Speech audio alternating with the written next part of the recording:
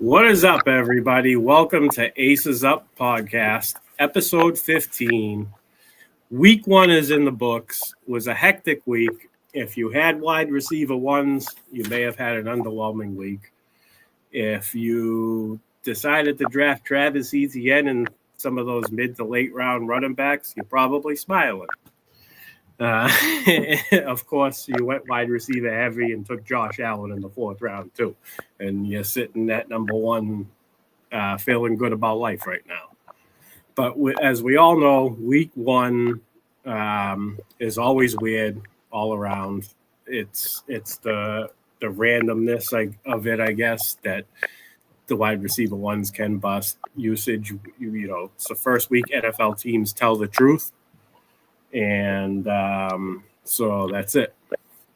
Tonight, I'm joined by fellow high-stakes NFFC player Dan Jewett. Dan, how you doing tonight?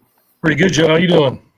I'm good. So listen, I'm excited to have you on. One of the coolest moments I had at the Fantasy Football Expo. I was already burnt out. We were only on Friday. I got there Thursday afternoon. We were only on Friday night, and I was already burnt out sitting at a picnic table thinking, how the hell am I going to get through Saturday and Sunday? And Dan and Josh, who can't be with us tonight because he had a family emergency, but we love you, Josh, and we'll get you on. Don't worry. You and Dan will be back at some point during the season together on the show, Aces Up. So they came up to me, they introduced themselves to me, and we had a good talk about at the NFFC. And you guys made my night that night. So, it's an honor to have you on here as a guest. That was great meeting you. That was a fun night and a fun experience. Right? You lived within, so I'm going to shame you. I'm going to shame you on here. That you're within driving distance of the expo, and that was your first expo. So that's why I'm shaming you. I've been playing fantasy for 30 years. I don't know how long the expo's been going on, but it just hasn't worked. Josh always travels that week. We do all our fantasy stuff together, and we got school for the kiddos, and it's a tough weekend. So, but we made it this year. It was awesome. Nice. All right. So, first time on the Sports Affiliation, you go through my personal fantasy background interview. I love it. My favorite part about doing the shows is meeting the people that I don't know much about and learning about their fantasy history. So let's start with your background, where you're from, where you live, what you do outside of fantasy football. If you have any hobbies, you can talk about your family, anything you want to share with us. Give us a rundown on Dan Jewett, the person. Yeah, I live in Dayton, Ohio here, and lived here my whole life, 42 years. We're about 40 minutes from Cincinnati, so just a huge Cincinnati fan my whole life, Reds and Bengals. Been married for about 18 years, got twin girls.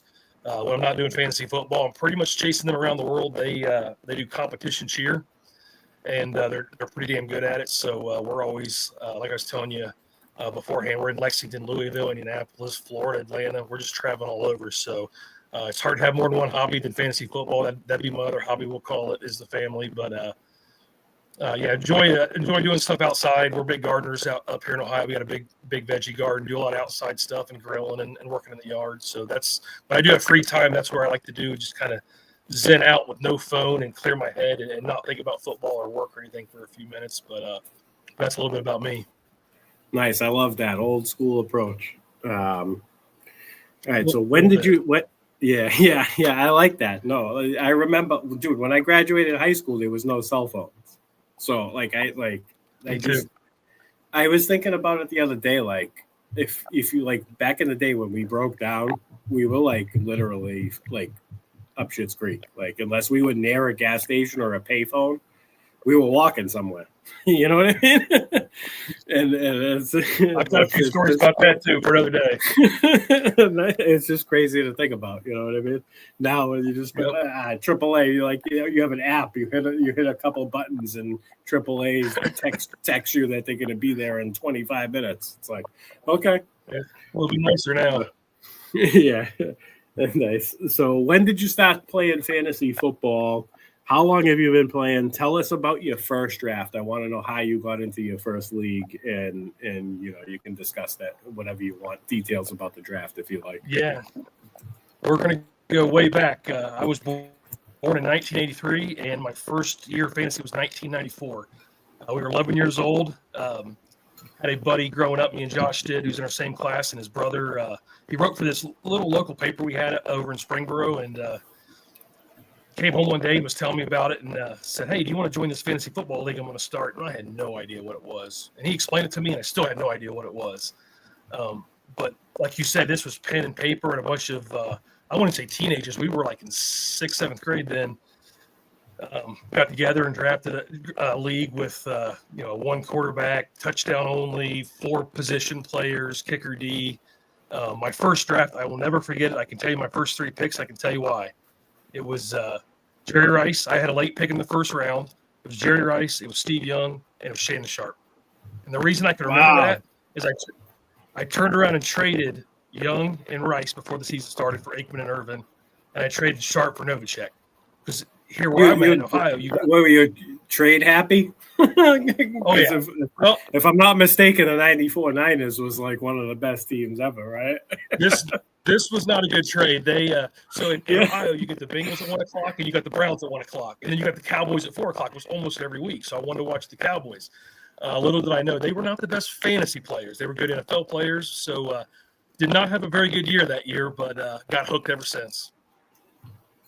You realized what you did, and you were like, nah, next year we got to do this all over again, right? Basically. Next year. I made a bad trade one time. One time I traded Jamal Charles, and it was the year he broke out, and it was a dumb trade. I got the wide receiver. Yeah, I got the wide receiver I needed, and Maurice Jones-Drew, but that was after Jones-Drew was like he was in his curse of 370 season. you know what I mean? Nice. And I got 8, 9, 11, and I watched Jamal Charles go like 26, 22, 19. I'm like, damn, that was a bad trade by me. Oh, because that was days back then. I love those days. Nice. All right, so you're a high stakes player. We know what types of leagues you play in. How many high stakes teams do you have this year? I think I have 11 this year. All right. How many prime times? Let's see, 4 prime times, 1 silver bullet, and then we did 6 rotos. It was our first year for rotos. Like you mentioned earlier, me and Josh, my partner, best friend since 5th grade, we split all of our teams, and we were doing cut lines for the last few years, and we switched over to rotos, which was kind of nice. But yeah, we have 11 high stakes lineups each week to set. I like that. That's like a really good amount. I did the same thing, but with 9. Only I didn't do the silver bullet this year.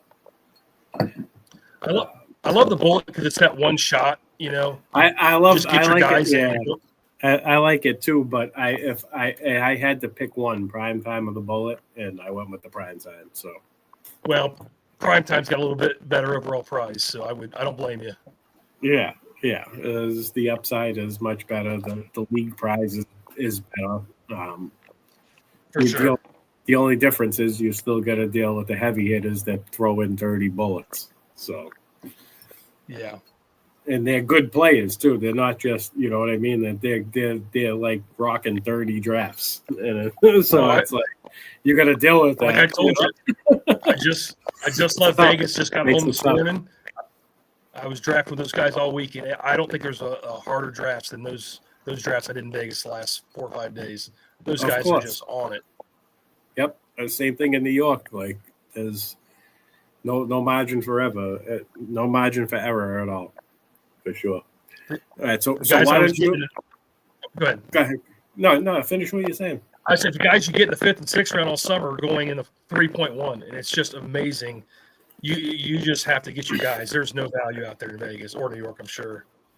Yeah, it's tough when you go against people that know what they're doing and been doing it, and they're well-oiled machines.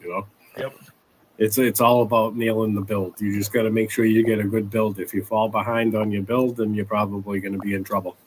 That's kind of how I approach it. Yeah, 100%. It's all about the build. Nice. All right, so why don't you tell us about some of your high stakes accomplishments. Have you won any prime times? How'd you do in the cut line? You have any overall cashes in any of the tournaments? Cut lines, we had 6 last year. I think 3 or 4, 3 first and a second. So we were pretty successful in the cut lines. Man, we were up there at the end, and then I think the Jalen Hurts injury knocked us off a couple of them. Prime times, we've only been doing it for 5 years. Last year we had 2 seconds. We've yet to win a first on that one. So we're still fighting those prime times. We really only were doing 1 or 2 a year for the first couple of years, but we expanded to 4 last year. So I consider it a success at 2 second places out of 4 teams. Had both in first going in with a week and a half left. Oh, I know the feeling. One was a week and one was 2 weeks. Once again, Hurts team, and we had a Purdy team stacked with 2 Niners and fell at the end. So no wins yet, but the one accomplishment I always like to talk about is in 2021. I won't consider this high stakes, but I used to do a bunch of best balls. And if you did any on the BB10s, which is a sister site to the NFFC, I know about it. They had the 3,000 person $10 overall championship, and I took that down in 2021. So that was a nice win. Beat 3,000 people on that. Was in first from week 4 to the end of the year, and dominated the whole year. And then got a couple injuries at the end, so I had to sweat the last couple weeks out. But that was a fun league. Nice. Yeah, I've done a few of those because, why not? They're $10. And it's a draft. Yeah, it scratches the itch. And I can tell you the team, Josh, he does a lot of them with me, and he was just killing me because I did one by myself. It's July 21st. It was 7 p.m. And then I might have had a few adult beverages, and I was on the deck for my second one, cigar, bourbon. I don't remember it. And I just beat 3,000 people with that team. I always was taking Robert Woods, and I took Cooper Kupp in that draft, and I don't know why. And that was the year Cooper Kupp just went off. Cooper Kupp, Justin Jefferson, Debo. I had receivers 1, 2, 3, and 5 on that team for the year. So that was a once in a lifetime kind of draft. Nice. So for people that don't know, the cut line is a 10-team best ball for the first. Is it 9 weeks? First 9 weeks. First 10 weeks is best ball. After that, it's a top 3 and the top 5, right? If you finish top 3 in your league, you go into the winners bracket. Top 2. Top 2 and top 5. Yeah. Okay. So I was in the top 2 of 4 of them. Yeah. So if you got 2 different consolation brackets there. Yeah. So the top 2 and the top 5 go into winners and consolation bracket. And you could, if I'm not mistaken, you can move up from the losers, the consolation to the top, right? At the end for the last week. A couple years, each round's a little different, but a couple years ago, the guy that won it, going into the last round, 12 teams advanced, and then 1 from the better bracket, and then 1 from the consolation. The guy that advanced from the consolation bracket actually won the whole thing the final week. So if you're in the top 5, you're never out of it till you're out of it. So it's a fun league. We didn't get to do as many this year. We switched to rotos just because I felt like it was better practice for prime times. The cut lines are a fun league. I like them. I usually do one. I don't think I did one this year, though. I did one on the train ride home from New York last year. And this year I don't think I did one. I did a Gladiators. The Gladiators are kind of a cool best ball format.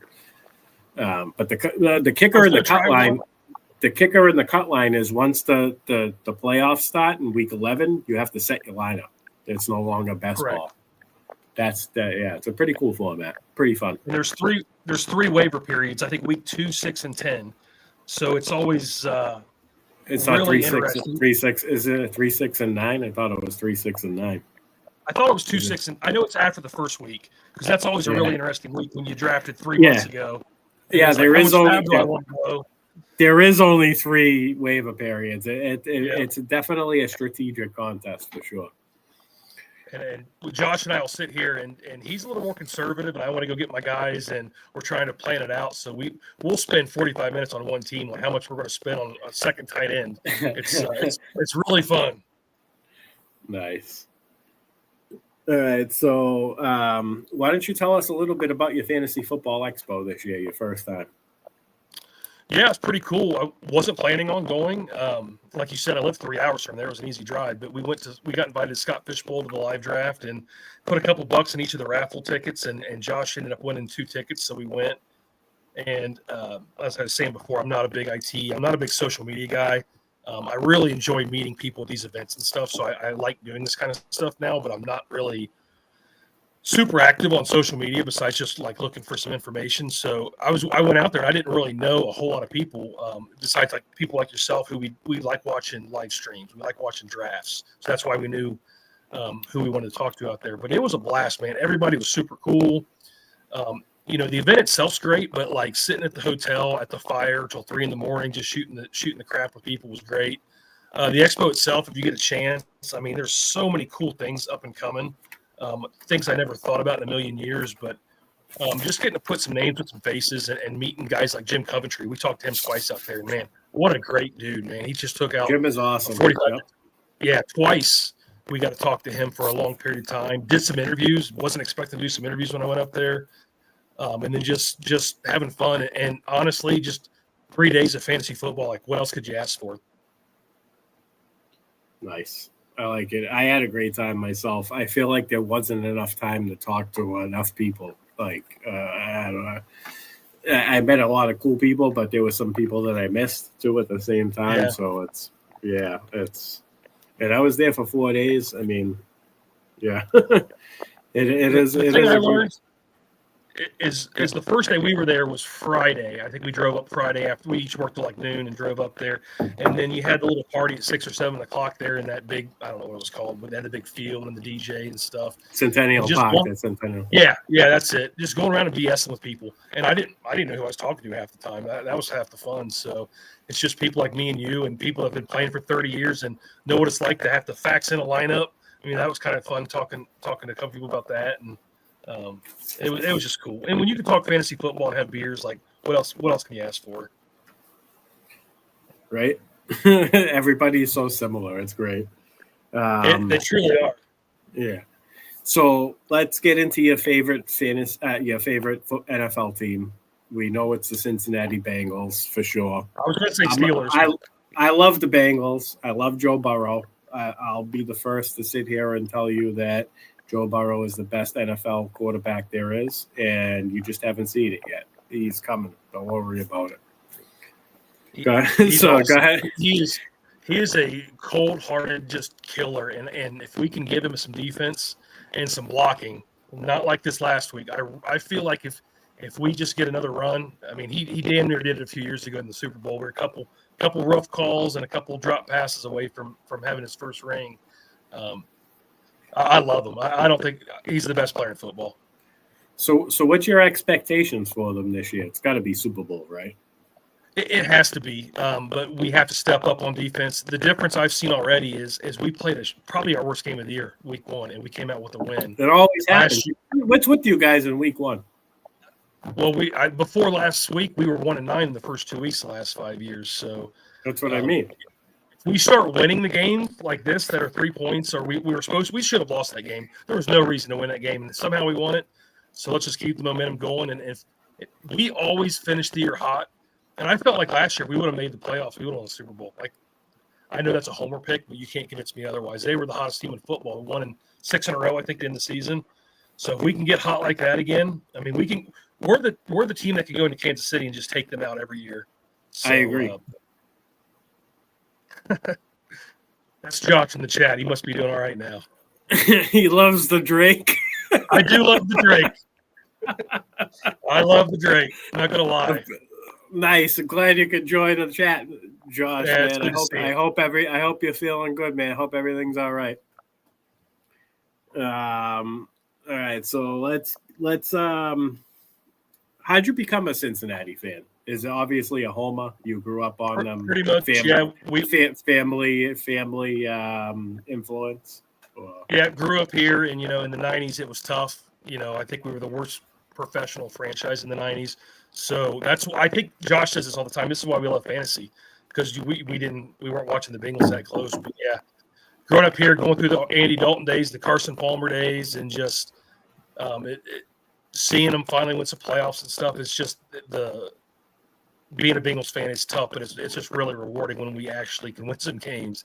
So I can't wait till we can see a Super Bowl. But yeah, pretty much just lived here my whole life. Big Reds fan too, bigger football fan than baseball. But The last team I had that won a championship, I was 7 years old, 1990 Cincinnati Reds. I can name the starting lineup front to back. Billy Hatcher, right? Billy Hatcher broke his hand game 4. Yeah, had the big thing wrapped Barry in his hand. Larkin, Eric Barry Davis. Larkin, I'm trying to remember who I remember. Eric Davis who was ruptured the his catcher? kidney. Who was the Joe catcher? Oliver. Joe Oliver. Yep. Joe Oliver, yep. Had the Nasty Boys, Dibble, Charlton, Randy Myers, the best 3 closers in the history of baseball. Dibble was insane. People don't realize how good he was. If you get 30 seconds and you're bored, look up Norm Charlton, our relief pitcher, who was running the bases as a pinch runner one game and knocked out a catcher like Pete Rose style. And he was a relief pitcher. They had a mentality second to none. They were awesome. I remember Norm. When I think Norm Charlton, I think of the blonde mullet and Seattle Mariners. Yes. 19. What a fun team to be a fan of. So, nice. You and I. So I was born in 1983 too. So you and I are the same age, my friend. So we're getting old, man. I love the historian. Sometimes you need historians around. So I mean, what the hell? All right. I love telling the stories of faxing in lineups and having to get the newspaper on Tuesday to see if you won a league and just things like that, man. It was such a different time back then. It was fun. I loved it. You have any thoughts on the Bengals Browns game from week 1? Any takeaways from it? Anything to worry about? Anything we should be worried about? Our offensive line is definitely questionable. Myles Garrett was just doing whatever he wanted, but it was also Myles Garrett, so I think they'll get a little bit better. As far as our defense goes, I think we've nowhere to go but up with the new coach there. But I was a little nervous after watching that game. I fully expected the Bengals after the preseason game 1, which I know it's preseason, but Zach Taylor made it a point that we were going to come out firing, and he did not come out firing. So I really feel like this week, they're with Jacksonville on the highest over-under on the slate, I just look for the Bengals to drop 35 points this week. But it was not. It was probably the worst game I've seen the Bengals play and win in a long time. So Cleveland at Cleveland can be a tough matchup. They're always tough for us. So yeah, divisional, and it's in Cleveland. Buffalo has a game in Cleveland during the fantasy playoffs. Part of the reason why I kind of faded Josh Allen, I have 0 Josh Allen this year. I was targeting Jalen Hurts out of that group and Jaden Daniels, but I didn't get any Daniels in high stakes, but I have them in other leagues. I just didn't get the chance to pick them in high stakes based on my build. I felt like pushing off quarterback was more beneficial than taking an elite quarterback this year. I might end up being wrong based on how Josh Allen just went off. Yeah. He's going to get you the points, but I worry about his playoff schedule, and that's kind of – he's got to go into New England, and he's got to go into Cleveland, and then he's got to deal with Philadelphia. So I agree with you on with pushing the quarterbacks. I did all year. I have 0 Josh Allen, 0 Lamar. But the one thing about Josh Allen, about 4 years ago, 3, 4, 5 years ago, the Patriots were the number 1 defense, and he went to Monday Night Football on the road at New England, and I benched him. I benched him in a Super Bowl. And that guy threw 4 touchdowns and 350 yards. He's matchup proof to me. I'll play him. Yeah, I agree, but I don't know. It just with the fact that I already felt like you can get away with not taking an elite quarterback this year. That's kind of why I never. If he fell to me, if I was at like 4-5, and he fell to me, of course I'm going to pick him. But I'm not going to get him at 310. I'm not going to get him at 4-2. 4-1, like you get Dak 5 rounds later, you get Drake May 10 rounds later. It's just so many good players in that range. I mean, and that's kind of why you know what I mean. It's if I did 9 teams, 9 OCs. If I did 18, I'd probably have some Josh Allen, yes. But I don't disagree. All right, so we're gonna bring on another guest. Another NFFC high stakes player for the fantasy football discussion. That is none other than my good friend from Kentucky, Joey Brown. Let's bring him on. Joe, what's up, brother? I'm sitting there enjoying these stories. Glad to hear Dan talk. Him and his buddy playing in the NFFC. That's the only place to play, I think. It's There we go. 3 NFFC guys here. We're about to break down week 1 for you. Some of our takeaways. And him playing in the Silver Bullet, too. That's a fun contest. I like that. We're going to skip the injuries. If you guys want injury news, we had a show at 7 p.m. called Snap, Crackle, and Pop. It's got Greg Kellogg, Rick Bruce Willis, and Dennis Michelson. They give you 5 minutes of injury news, 5 minutes of sleepers who going to pop, and 5 minutes of studs that are going to bust. It's a nice, quick 15, 20-minute segment. Ton of good information. Snap, who does the injury. It's called Snap, Crackle, and Pop because obviously Greg Kellogg, you had to make the Kellogg reference, in there somehow. And Snap, who is Rick Bruce Willis, absolutely killed the injury segment. If you guys need injury news, check that out. It's only a 15, 20-minute episode. You can get all the injuries up to date in that episode. So we're going to jump right to week 1 takeaways. We're going to go game by game. I'm going to start by giving some key usage numbers from each game, and then I'm going to let these boys give their takeaways from the game. And, of course, if I have any opinions, I'll jump in and chime in as well. So we'll start with the Philadelphia-Dallas game.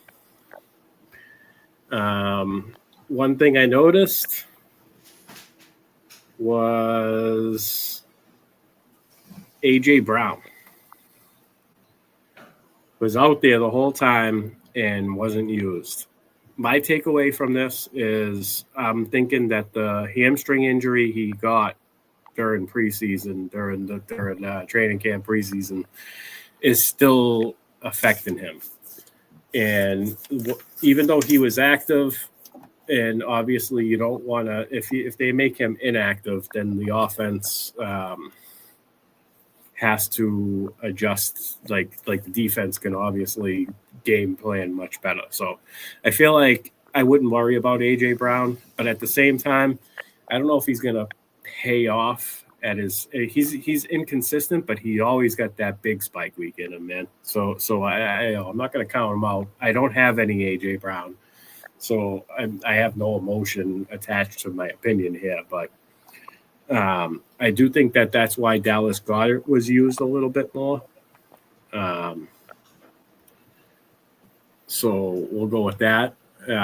Dallas running back snaps. Javonte basically dominated. He had 47 out of the 58. Miles Sanders played only 11 snaps, wasn't very effective. So I think going forward, Javonte is going to be the volume play. Obviously, he's touchdown dependent. If you take away the 2 touchdowns, he didn't do much. But as an RB2, based on where you drafted him, or a flex even, I think he's paying off. And I think you got to continue to play him until you see Jaden Blue step in and earn himself a role. But until maybe they trade for a running back. I still pray for Alvin Kamara to get traded to Dallas. But the fact that Javonte fell in the end zone twice and Jerry Jones is like, told you we were good with him. I don't see an Alvin Kamara trade coming anytime soon, but I'm still going to manifest it. So I'm going to kick it over to Dan, our host. Dan, give us a takeaway from the Dallas-Philadelphia game. Probably one of my top 3 owned players this year was George Pickens. Love the talent. The biggest thing I saw with George this week, how long is he going to last with this team if he's not the first or second option, he's not running his routes. I watched him. He was giving up on plays. I'm really nervous on my George Pickens shares right now is what I'm trying to say. I think he's still going to get his here and there, but I think when does the team give up on him? That's where I'm scared. So I'm going to kick back at that, and I'm going to say that Philadelphia's covers the wide receivers very well. I know that Ferguson had more targets than Pickens. We do know that it takes time for Pickens to get open, and even when he's not open, sometimes you just got to throw it to him because he can win those one-on-one jump balls, those 50-50s. He's real good at. I think until you see Dak and him really, really, really find the chemist, like a trust. Dak needs to get a trust where he can just throw. He needs to just start throwing it. He does need to target him in the future. I do think it was a game plan thing, just based on the fact that Ferguson got more targets. I don't think that's necessarily a quarterback choice. I mean, it could be just because Dak trusts Ferguson more, but I feel like that they didn't manufacture anything for Pickens right off the bat because it was a tough matchup. I'd like to see what's going to happen going forward. I wouldn't get too discouraged about it yet. I would maybe have it at like a slight panic. I wouldn't, but I wouldn't even worry. I'm still starting him. You know what I mean? You reach to get him because he steamed up like an animal through August. And that's my take on that. Joe, you have any thoughts on Pickens, or do you want to go right into your takeaway? No, I mean Pickens will be fine. I mean, CD had 13 targets. But, I mean, he's gonna make his plays. He might be a little bit of diva at first. It's going to take some time. It's going to take time. Yeah, the offense has to gain an identity. Dak has to gain. Really, he needs to be the T. Higgins in a chase. Yeah. He can be the T. Higgins player in Dallas. It's the first time in his career that he has a really good not a really good, but a decent quarterback that can throw the ball and that he doesn't have top coverage. So, he should be producing. But I think it was a game plan, game script dealing with Philadelphia in week one. Maybe they don't want to go all out, trying to get momentum for Pickens in that game in week one. I think they played a conservative with them. So, and passing numbers was almost down for a lot of quarterbacks outside of the Sunday night game. But if you go back and look, they ain't a whole lot of quarterbacks have a lot of numbers. But most of these players, like their first preseason game in week one, because that's what really shocked me with the Bengals. But that's just the divisional matchup with Cleveland. But they actually played their players in the preseason. Most of these teams don't even play their starters. Dallas also only had 61 offensive plays, so that's kind of low. Like the average is like usually around 68, I believe, and high 60s. So 61 is pretty low. Let's see how many times they ran. 19, 21. They ran 21 times out of 68 plays. So they did pass more than they ran, and maybe that also contributed to, that's kind of playing into Philadelphia's hands, if you ask me, because they have playmakers in the secondary, and if they know you're passing, they're gonna try to maybe be making them plays. So, but all right, let's move on. Joe, do you have a takeaway from the game? No, I'm good. All right. Move on. No. Are we hyping up Javonte, or are we selling him? And what do you think? Do you think he's good? I think he continue. I think he's a volume play. I don't think he's got the biggest ceiling in the world. I think we just saw his ceiling. But he could. I suppose he's got a 10-point floor at this point until Jaden Blue gains a role. The offense is going to move the ball. I mean, he's going to have some goal line looks, I'm sure. Yeah. I mean, that's the offense going to move it. I mean, Dak don't really go QB sneak in much, so I'd say Williams will be okay. All right, let's jump to the Kansas City Chargers game. Joe, let's start with you. we got Dan's takeaway on the other game, so we'll get your takeaway from the Kansas City Chargers game. What do you got? What's your biggest nugget? Justin Herbert thrown 34 times in a run offensive scheme. I mean, who's seen that coming? I mean, I don't know. I don't know if that's just a game plan for Kansas City or, I mean, a Greg Roman offense. They usually run the ball a bunch and a lot. So that kind of shocked me out of that game. And then Patrick Mahomes, believe it or not, he played fantasy-wise. He put up 30 points in FFC. But, I don't know what's going to go forward. No Worthy. Maybe Worthy. I can't say no. They're going to say they're going to try to play him with the harness. But biggest thing was 34 pass attempts from Justin Herbert. I didn't see that coming.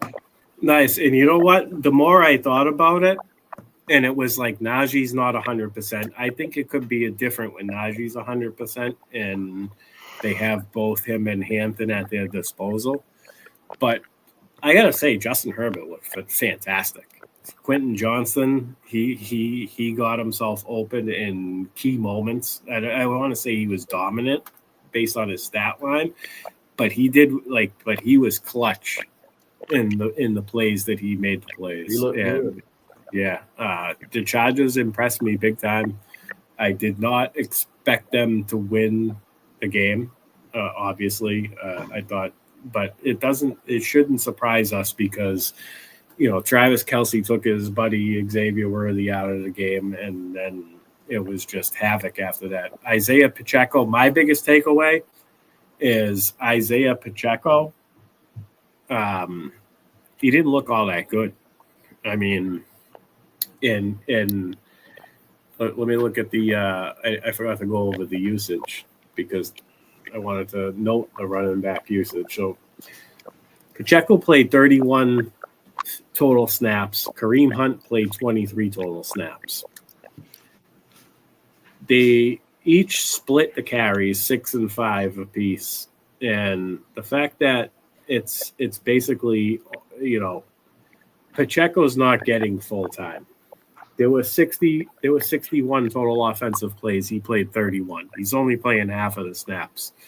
If he's not getting that volume RB1 role from in that offense, I just don't see him paying off at his draft capital where he was going. He kind of steamed up in August too because people just assumed Brashad Smith is a rookie and they just everybody overlooked Kareem Hunt, I think, this year. Dan, you got any takes on the game? Kansas City, LA? You took mine. My biggest thing on most of these games was trying to figure out these running back committees. And Pacheco underperformed from what I was waiting for, especially this last week in the NFC. He was in the 5th round. I was fully expecting him 15 carries, couple catches a game. So not that on what you were saying, but yeah, the Pacheco, the Kansas City running game, kind of a little shocker there. Nice. I have a feeling that with if Xavier Worthy misses time or the fact that has an injury, I feel like Brashad Smith might earn a role in the passing game. I think he could be utilized. He might be somebody. If he's not rostered in your league, you better go pick him up. He's definitely a waiver wire target if he's not rostered. I know there's some shallow leagues. We play 20-man rosters and we play with chop guys, so he's pretty much rostered in most leagues. But if you're in a league and Brashad Smith is not rostered, I would consider picking him up because the fact that they're not sold on which running back they want to use is only good news for him as the season goes on because opportunity is going to come at some point, and if he gets his chance and he shines, man, they're not even gonna think twice that he's the running back. We've seen it happen in the past with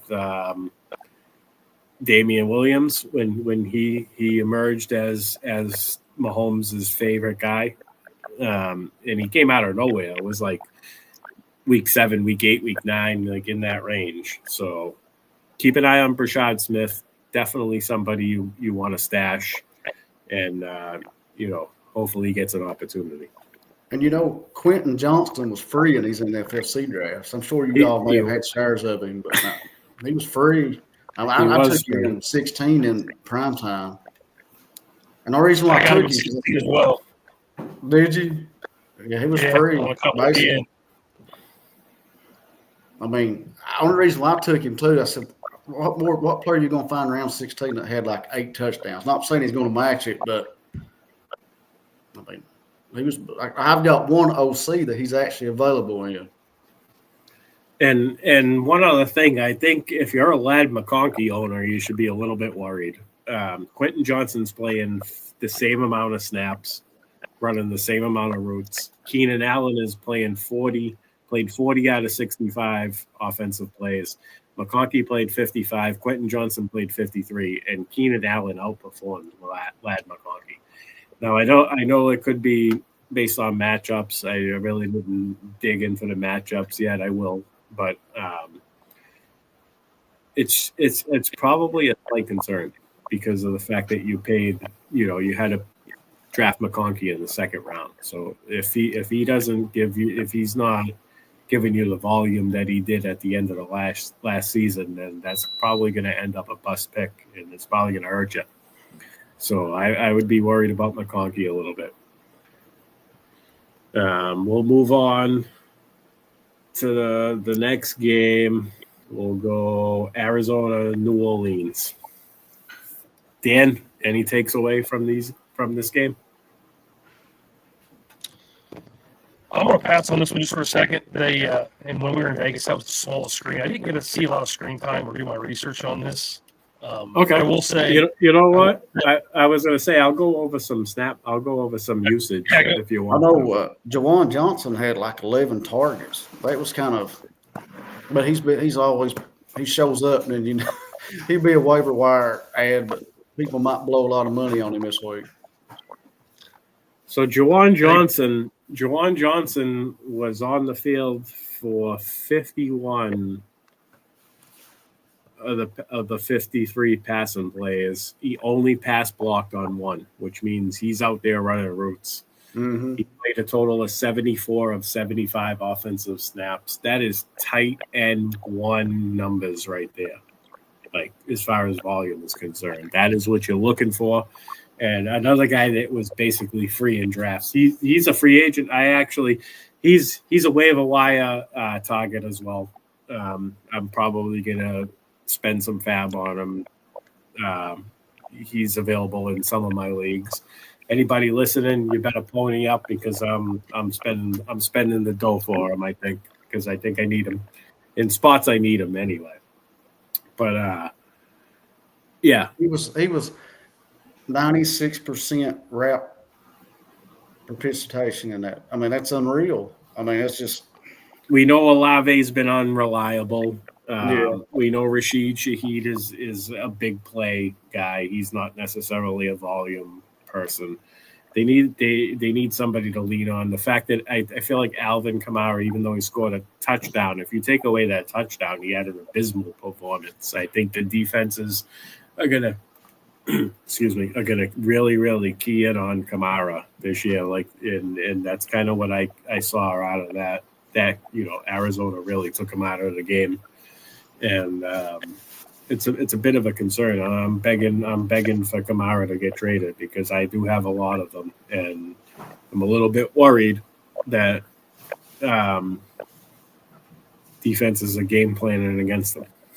I like to go back. I'm sure you two know anyway. I mean, I guess you go back to the coaching tree. Did Kellen Moore use Ferguson a lot in Dallas? He might implement the tight end. You know what I'm saying? Yeah.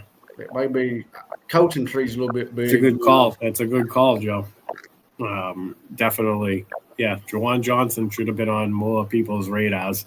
I think he's 4% on in NFFC. I looked today. I was looking at the waiver wire. One of my favorite tight end gurus, Dan Williamson, was big on Juwan Johnson, and I wish I had more shares. I took him in best ball. I can't say I have him. I was targeting just because Jonathan Smith was falling to the 15, 16 round. He was one of my late round targets. I was big on Jatavian Sanders. We'll talk about his usage later and why I'm kind of discouraged with him right now. But we'll get into that when we get to that game.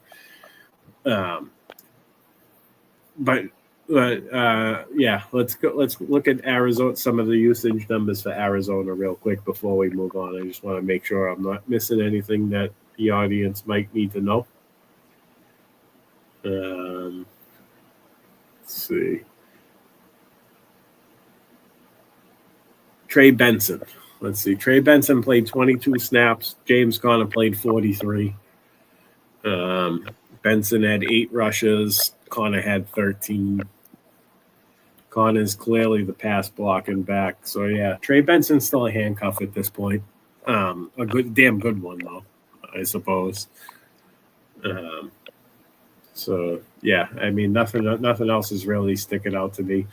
Marvin Harrison is still not playing as many snaps as Trey McBride, but he did get involved, and he did make some big plays, and he's a beast in the red zone area. I hope they use him in the red zone like that all the time. So that's basically it from that game. Jump to the Giants, Washington. Dan, you got anything on Giants, Washington? Any takeaways here? One takeaway for me, and I have a lot of them, and I know he's not sexy, but Wan'Dale Robinson is still going to be on the field. He's still going to be getting a lot of catches. I think he's a great bye-week fill-in. And just a guy to stash at the end. Usually I'm stashing with upside guys, but I think he's a guy that when you're in week 6, 7, you have injuries. I really like Wandale's usage. I can't remember how many targets he had, but he seemed like every time he was on the screen, just catching the ball. He had 8 targets. Yeah, he was involved. Yeah, he was definitely the second, and Neighbors had 12 and he had 8. So that's biggest bad for me.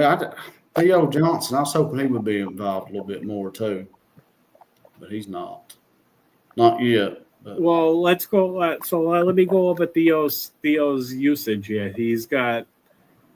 He played 53 total snaps out of 68 possible offensive snaps. He was on the field for 37 passing plays, and he only pass blocked on 5 of them.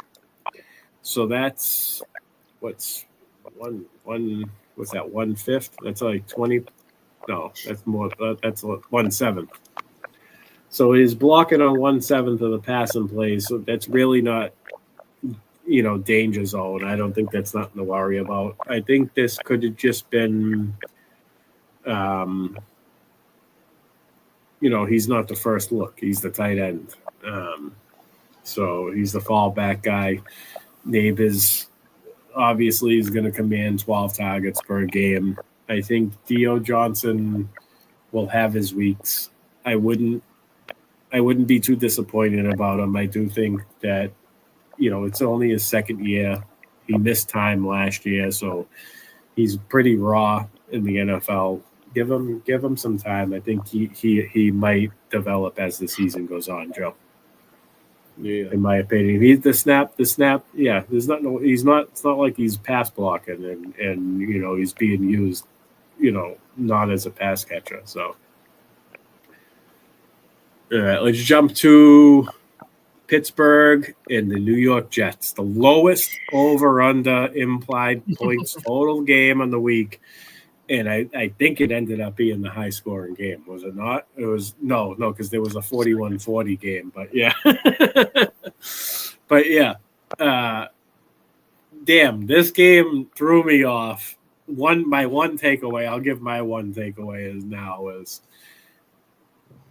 y'all should have been jumping on round 5 Breece Hall like flies on shit because he looked damn good. He's got that burst. He's playing for a bag. I mean, what else can you say? I mean, I know that Braylon Allen had a touchdown, but he almost didn't get there. And if he didn't get there on that play, he was coming out, and it was probably either going to Fields or Brees Hall. So, Braylon.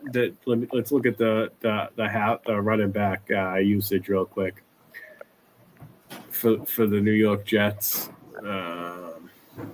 Braylon Allen played 20 snaps. Brees Hall played 37. Brees Hall carried the ball 19 times. Braylon Allen only carried the ball 7 times. Oh, God. So it's 2-1 in Brees's favor. I think Braylon Allen is just there to spell them. Maybe Brees Hall becomes a trade target if they go on a losing streak. But, I mean, Justin Fields looked pretty damn good. So I don't know. That's my one takeaway from the game. Joe, are you going to take away from the Jets Steelers game? Nah, I'll pass on this one because I don't know. I mean, it's hard to know what Arthur Smith's thinking all the time. Anyway, you don't know if this Aaron Rodgers is for real or is this just a revenge game he had in mind. I don't know. I mean. You know John O. Smith's gonna be that's Arthur's guy. He's gonna be good. He's a top. I know. Listen, I got a bet. I have a bet with Billy Wasowski.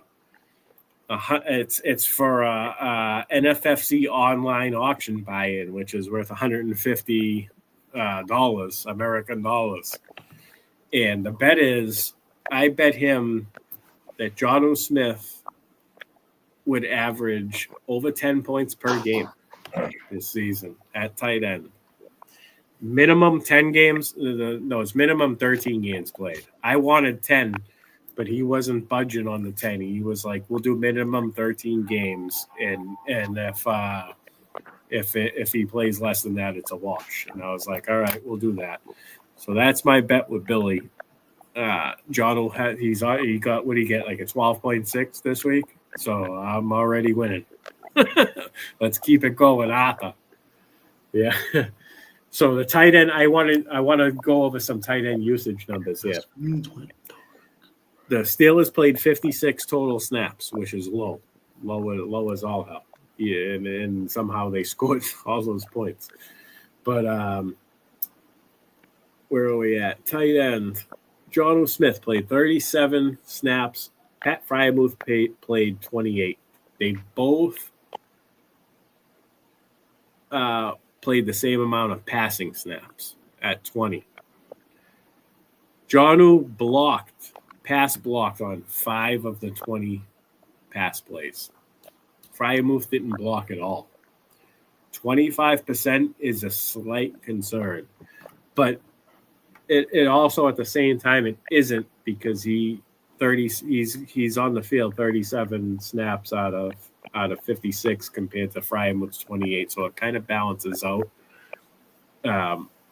And John, who run blocked, he was on the field for 4 more running plays than Fryermuth. So clearly he's the superior blocker to Fryermuth. So just based on that fact, I don't think there's any concern for John, as far as it's basically a 50-50 split in receiving usage. So obviously it's going to be a revolving door. If that's the case, I think John has a more of a optimistic outlook than Fryermuth. And one thing that did surprise me, because I had him in my flex and I was ignoring the rumors and I flexed him and he goose egged me basically. And that's rookie Caleb Johnson. Only played 2 snaps and only had 1 carry. Jalen Warren played 25 snaps, and Kenneth Gainwell led the backfield with 29 snaps. Warren had more carries, and he ended up with a touchdown, but Kenneth Gainwell's usage cannot go ignored. He was out there for 17 pass plays compared to Jalen Warren's 9, and that looks like a true split. And I don't know if and when Caleb Johnson ever enters the equation. Do they eventually think that Kenneth Gainwell isn't efficient enough? Like, I know he always flashed, but anytime the Eagles ever gave him volume, his efficiency always crumbled. So, and then they went away from him, and they always were looking for somebody else, and then they eventually signed Barkley. So that ended that. But it's just worth noting. I think Gainwell is probably, if he's not on a roster in your league, you probably want to go pick him up. I don't think he's going to amount to anything much, but if something would have happened to Jalen Warren, and it was just Kenneth Gainwell and a rookie with Aaron Rodgers at quarterback, and the fact that Kenneth Gainwell is a pretty good pass protector, I just think that he'll have that snap share where it needs to be relevant, somebody you'll want on your roster as like a bye week filler, or in the event he becomes the lone running back for Pittsburgh due to injury or whatnot. But Dan, do you have any takes on this game? Yeah, I just agree with you real quick on Kenneth Gainwell. We saw how slow Aaron Rodgers looked. Kenneth Gainwell's the best blocker. He's going to be in there for more than we care to admit. My biggest takeaway was how good Garrett Wilson looked. We have a lot. Josh, if he's still listening, he's yelling at me, rolling his eyes right now. We have a ton of Garrett Wilson. I thought Garrett Wilson looked like a first-round pick. I think he looked awesome. Nowhere to go but up. I thought that was really good. I agree with your John take as well. And I was really curious on Mason Taylor. I don't think he played a ton of snaps in the first half. But the second half, I saw him. He made one nice catch. I could see him developing over the next month or month and a half into a starting tight end here in a few weeks. Nice. All right, let's move on to Miami, Indianapolis. Yeah. Joe, go ahead. You made the sigh. I'll let you just take it from there. Go ahead. Daniel Jones ain't supposed to take these touchdowns from JT. That's who I drafted mostly. I mean, Anthony Richards supposed to do that, not Daniel Jones, but oh well. I don't know. Jonathan Taylor still looked good. The offense looked pretty good, honestly. But the Dolphins is a hot mess. I don't know what's going on at Miami. They're awful. They're talented, but I don't know. They don't look good. I'm gonna jump in with my take, and that is Josh Downs' role is not increasing. He only played 36 out of a possible 73 snaps, mostly from the slot. And out of those 36 snaps, 19 of them were run blocking. Were running plays where he was blocking. So he's only out there running 17. He's only running half of the route. He's only running routes on half of the time he's out on the field. But do you think that's where he's coming back from injury? Maybe he didn't really. It's possible. It's worth noting. But Alec Pierce was out there for 58 out of 73. And same thing, they ran more than they passed, but not by much. It was pretty much even, a little bit more running. And I'm going to also toss out Ty Warren just because he's my most owned tight end. He is the guy. Like, I feel like I hate to say league winner in week one, but he's carrying momentum towards that. George Kittle, we know, is out for 3 to 5 weeks. He just hit an IR today. Bowers picked up a shoulder injury. We don't know how much usage he's going to get in the upcoming weeks. Oh, excuse me. Trey McBride's still not finding the end zone, despite his number one target usage. I just feel like if you took Ty Warren in mid-rounds, 9th, 10th round, you're sitting pretty happy right now. Dan, you have any takeaways from this game? Yeah, Tyler Warren gives me Bowers vibes from last year. It could be a league winner. Love it. It was good to see Giddens. I got some Giddens shares out there. He's cleared the number 2. I think he had 11 or 12 carries. If you're a JT owner like myself as well, it's kind of tough to see this week, but Giddens is definitely the 2. And I'll ask you guys, is there a Dolphin you feel comfortable starting right now? I don't even know if I'm comfortable starting A-Chain. I don't have any A-Chain. He was one of my fades this year, so I can't answer that. I can't answer that question, Dan. I don't want any of them. I don't want a single one of them. I was almost on Waddle because he's never been cheaper, but I still have no shares of Waddle either. So, and didn't he, I'm pretty sure he picked up some sort of an ailment. I don't know if it was an injury, but we'll call it an ailment. It's so hard to draft them because they're so tied into Tua, and one hit, he's out. I mean, it's hard to draft those guys with any confidence whatsoever. Good call on the Giddens, Dan. Yeah, absolutely. He was dominated in snaps. Taylor played 52, and he played 18, but they did almost share carries. Like Taylor had 19, Giddens had 13. I thought we would see more of Giddens in the passing game, but Jonathan Taylor dominated. Maybe Giddens isn't where he needs to be as far as pass protection and route running as a rookie, but I know that he's got that in his game. He is a very versatile running back. He was one of my favorite prospects coming out before landing spots, and he's a good handcuff to have, especially if you have Taylor. So that was good to see. I agree with that. Daniel Jones looked pretty good. It might have had to do with how bad the Miami defense is, but if you have him as your QB2 in a super flex league, you're smiling right now. Scott Fishbowl, he was a Scott Fishbowl animal. On my bench is Scott Fishbowl. So, me too. I started Flacco over him.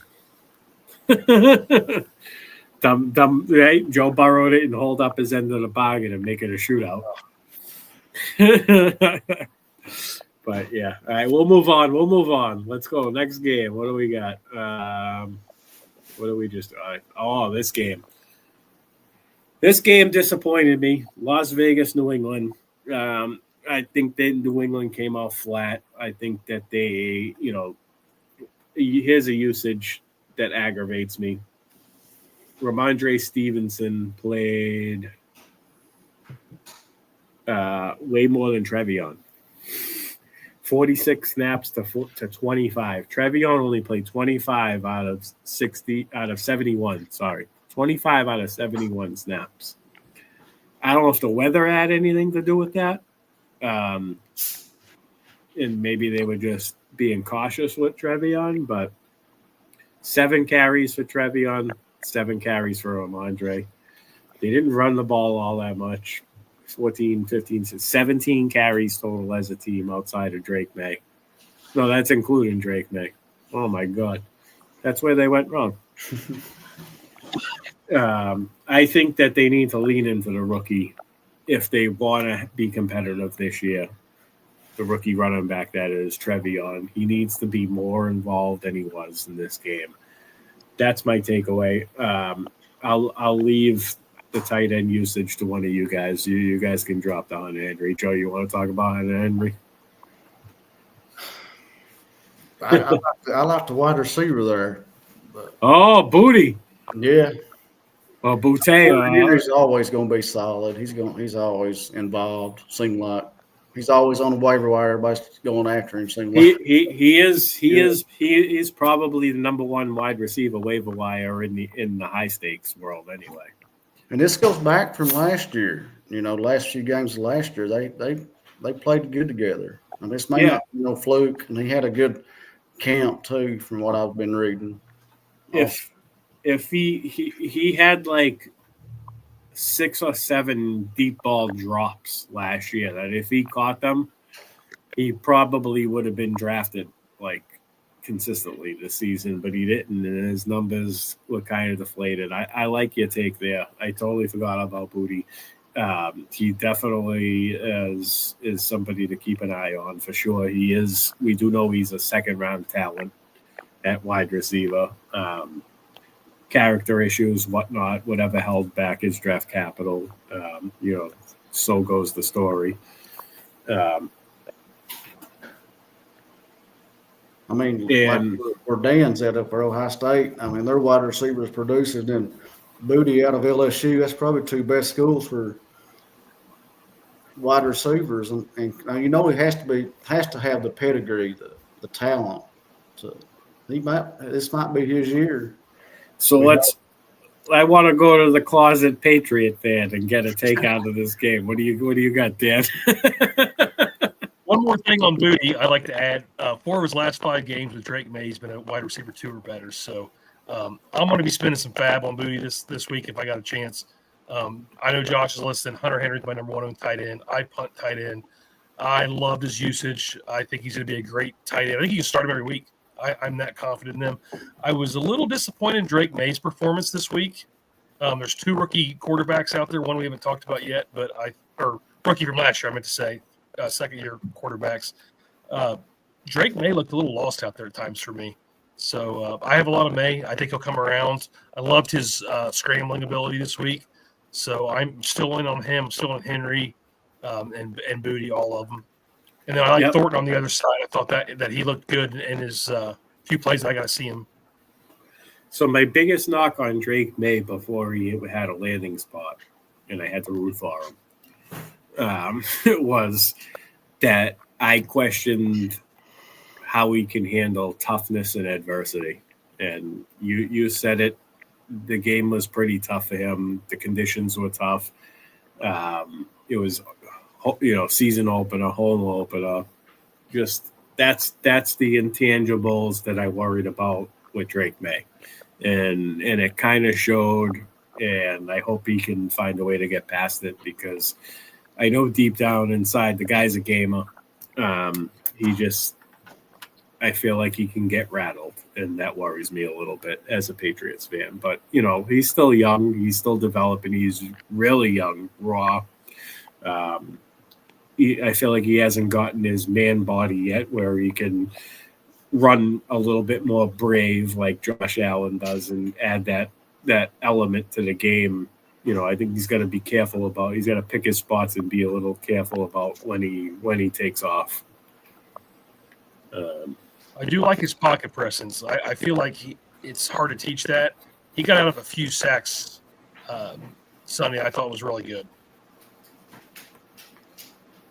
All right, moving on. Carolina, Jacksonville.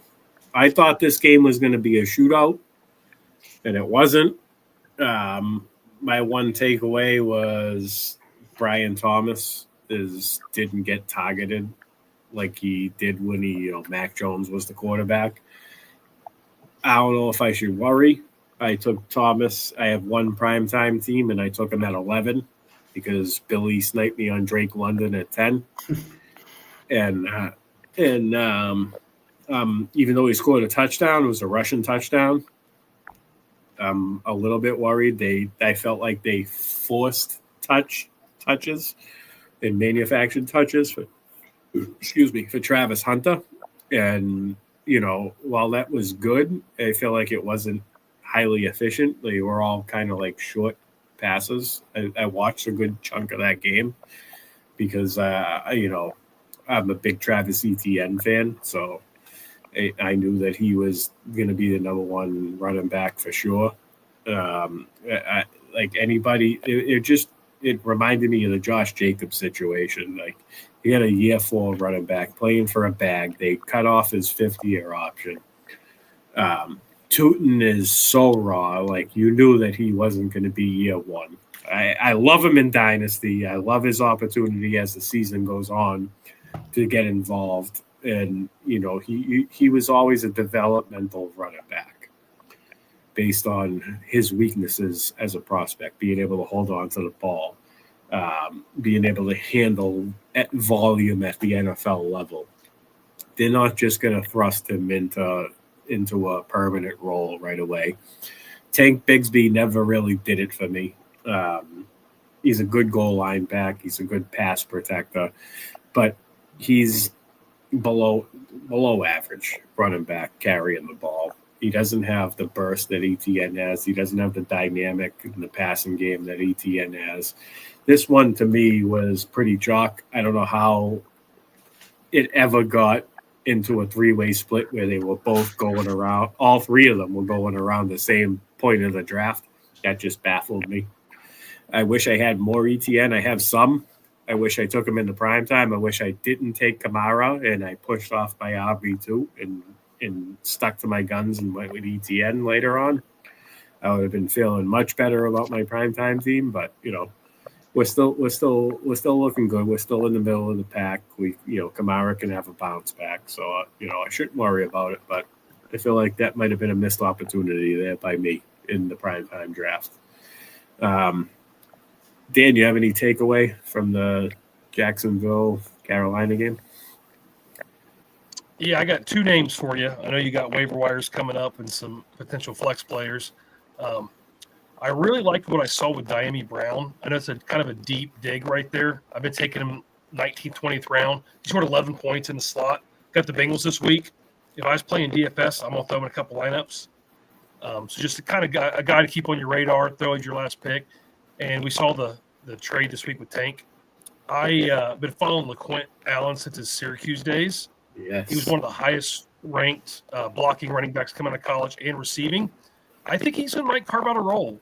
I mean, it's a tough guy to add at the end of your bench, but if you got the spot, I think he's the backup there. And I think I know what you were saying about Tootin, and I really keep my eyes on LaQuint Allen. Yeah, I like that you brought that up.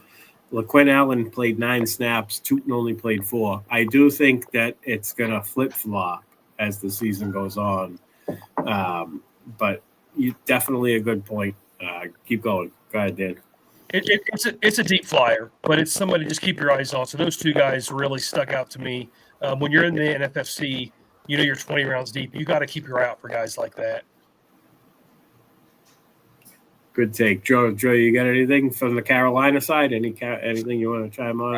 I was glad to see Chuba get in the end zone. It was on the receiving end, but I've drafted him a lot. I like him, and I was glad to see Rico Dowdle didn't cut into him too much. So he's another one. I wish I see. Kamara was a bad pick for me in the primetime. Chuba fell in that primetime draft I did in New York, and I couldn't take him. I mean, I could have taken him as an RB3.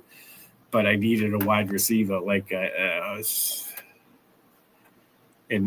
he fell late 6th round, right? 1, 2, 3, 4. Yeah, it was late. He don't get no love, but I mean, I like him. Especially I go wide receiver heavy, which now I did take Jonathan Taylor in 2nd, but now Chuba's my RB2, so I was in the 5th or 6th round. I was pretty happy with that. I tried to go balance more this year.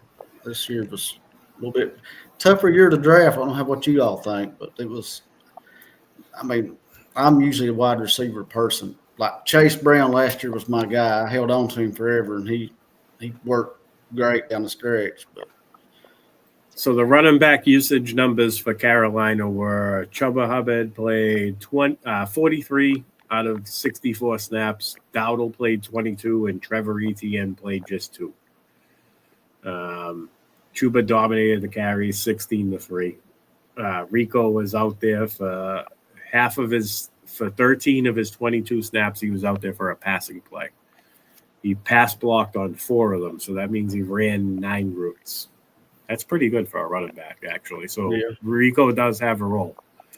It's worth noting. Obviously it didn't affect Chuba because he fell into the end zone. But if Chuba doesn't get a touchdown, no, he didn't have a good game either. Yeah. So it's just one thing worth noting.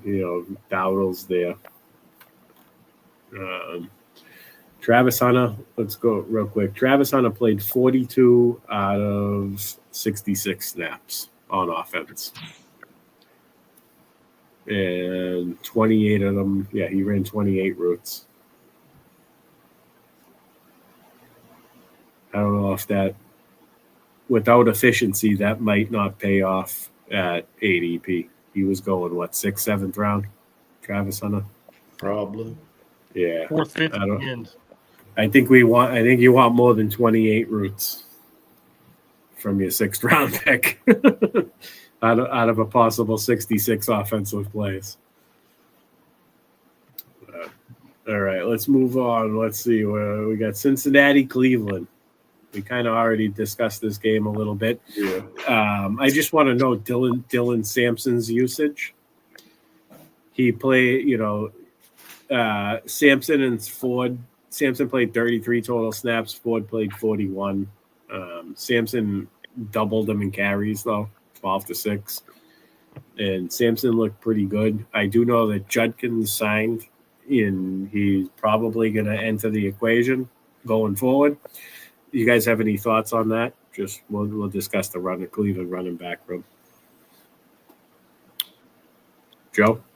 Nah. Nothing? Jerome Ford was disappointing. I can tell you that much. Yeah, well, a lot better. They drafted those 2 rookies for a reason, Joe. And he got signed pretty quick. He finally signed after that game too. Seemed like, didn't he? Yeah. Yeah. Dan, your thoughts on Dylan Sampson, Quinshon Judkins situation? We saw what we needed in Ford last year, so I think Judkins will be 4 or 5 weeks. He's going to be the number 1 or 1A. So I'm fine with Judkins. If I have him on my team, keep him, stash him. We'll be playing him sooner rather than later. Sampson had 8 receptions, so I mean it's probably looking at a committee. Sure. I think unless Judkins melts faces, it's probably a committee at this point. All right, we'll move on. Tampa Bay, Atlanta. Joe, go ahead, Joe. Give us some thoughts. The takeaway from the Tampa Atlanta game. I was hoping Drake London got in the end zone. I was all over him. I drafted him. That was my go-to guy in the first round. I drafted him everywhere. Well, he did get 15 targets. Yeah, I was tickled with the target share. I just hope he's not banged up too bad this week, but we'll see. But Penix looked good too. He played pretty decent. He did look pretty good. And Tampa, they got a good rookie wide receiver. That boy's he's a real deal. And Buka? Oh, yeah. 2 touchdowns, right? Yeah, he's for real.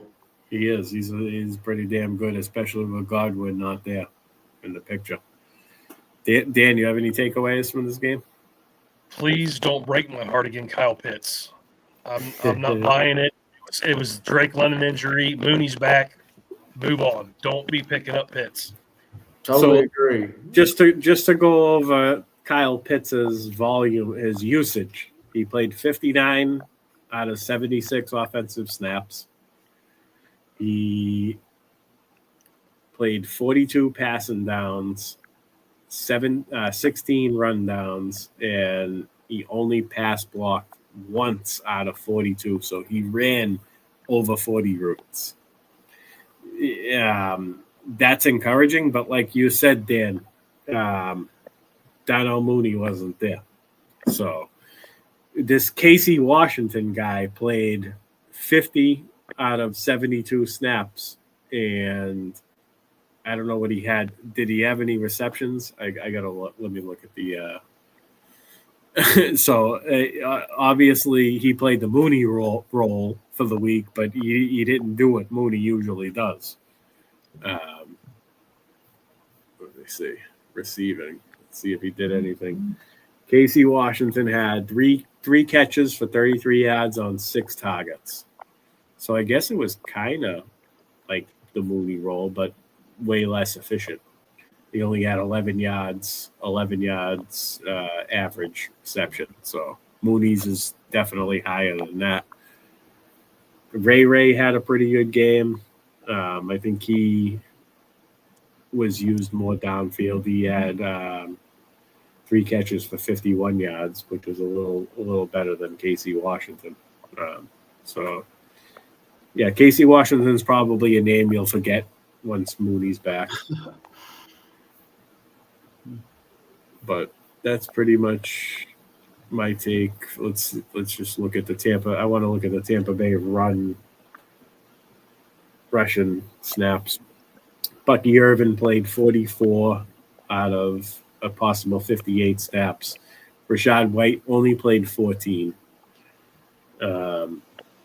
Bucky had 21-8 in passing downs, which is also a surprising number to me. I thought Rashad White would be more involved. It could be a good sign for Bucky Irvin owners. One of my fades this year, I thought he was just too high in the second round. But these are encouraging numbers if you use that draft capital on him. I think there could be better days ahead if the usage remains. 14 carries to Rashad White only had 2 carries. Sean Tucker only had 2 carries. Sean Tucker only played 2 snaps. So, all the hype he was getting during the offseason is he's just not going to get the usage as long as Bucky and Rashad are there. So that's it on the Tampa running back situation. We'll move on to the Sunday night game. No, we'll do the 4:00 games first. San Fran, Seattle. Joe, what's your takeaway from this game?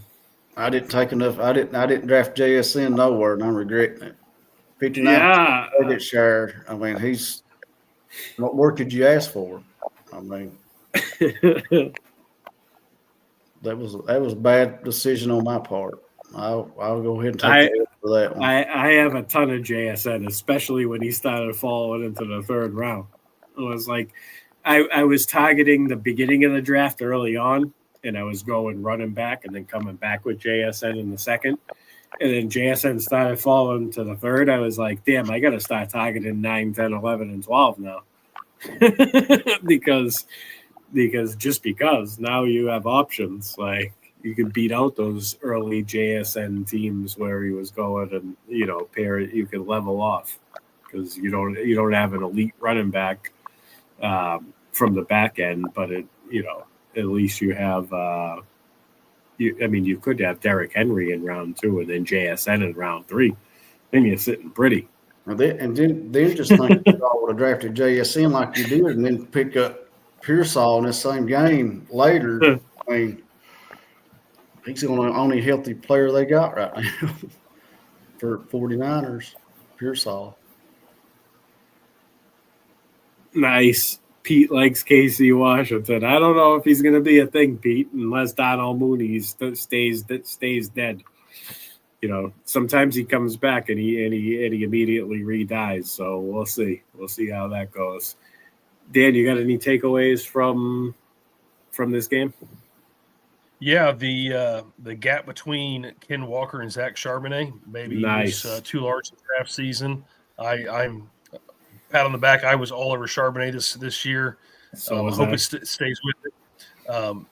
He wasn't in the passing game as much as Ken Walker was, but I think very promising. To me, he looked like the better back, just eye test.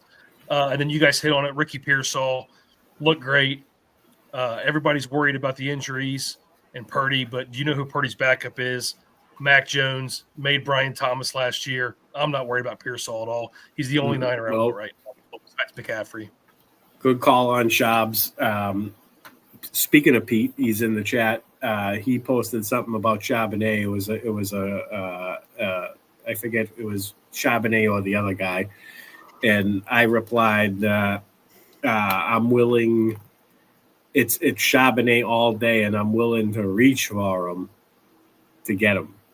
And when once I made that statement, I felt like in the next couple of weeks, other people, like, I'm not saying I created it, but I knew it was coming. So I was one of the first. I was early reaching on Charbonnet. I was reaching on him in July. I knew that he was going to steam up in August. So that's kind of why I was like reaching for him now isn't going to matter, because Kenneth Walker is just when people realize that there's injuries and this happens every year. Certain guys that are going early fall, and certain guys that are going late steam up. And this was one of those situations where you could just see it happening. So you needed to jump on the other guy, the guy going later, much sooner. And I was the first to push him up in the 8th round. I think there was a live draft I streamed, and I took Charbonnet in the 8th round. And Billy was in the draft with me, Billy Wasowski, and he texted me on my phone during the draft, not in the chat, and he was like, "That's the earliest I've seen Charbonnet go." And I looked at the ADP, and I was like, "Yep, by 4 spots." And I replied to it, and I was like, "That's how I was on Charbonnet. He looks fantastic. He's entering year 3. He's fresh year 3. It's not like he's been worked. Kenneth Walker's been there. He's only been used when Kenneth Walker misses times. The snaps in this game, Charbonnet outsnapped him 30-21 out of a possible 52 offensive plays. They split touches. They had 11. Charbonnet had 11 carries. Kenneth Walker had 10. Charbonnet was the pass blocker. 5 pass blocking plays to Kenneth Walker 0. Maybe this has to do with Seattle wanting to keep Kenneth Walker fresh and healthy and not having to deal with as much of the physical aspect of the game as possible, and just use him when he has the football in his hands. And I think that's only good news for Charbonnet. It's going to lead to more snaps, and it's going to. I said it all off season. He's going to have standalone value, and it certainly seems that way. And he's definitely got the upside. If Kenneth Walker misses time, Charbonnet is a top 5 running back. Top 5, not 6 or 7. I'm saying top 5. That's definitely something that I wanted to bring up with the usage. Cooper Kupp and Jackson Smith and Jigga. Cooper Kupp actually played more snaps, which is a good sign. We know that he is not injured at the current moment. Feeling good about that. Torrey Horton played 19. No, he ran 19 routes. He played 28 offensive snaps out of 52, so he's getting 50% snap share, just about. A little bit more. Probably like 55% snap share. Something worth monitoring. Somebody I was targeting late in drafts as a deep bench stash. I think if Kupp would have missed time, he would step in and be pretty productive. You guys gave your takes on this game already, right? Yeah. We'll move on. We will move on to the other 4:00 game. Tennessee, Denver.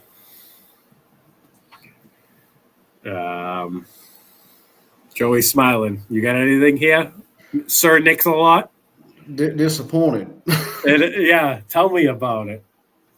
I hope he bounces back. That's all I can say. I had I drafted him. I had 7 shares of him in NFFC. Yeah. Joe, you and I had multiple different conversations on the phone about Bo Nix this year.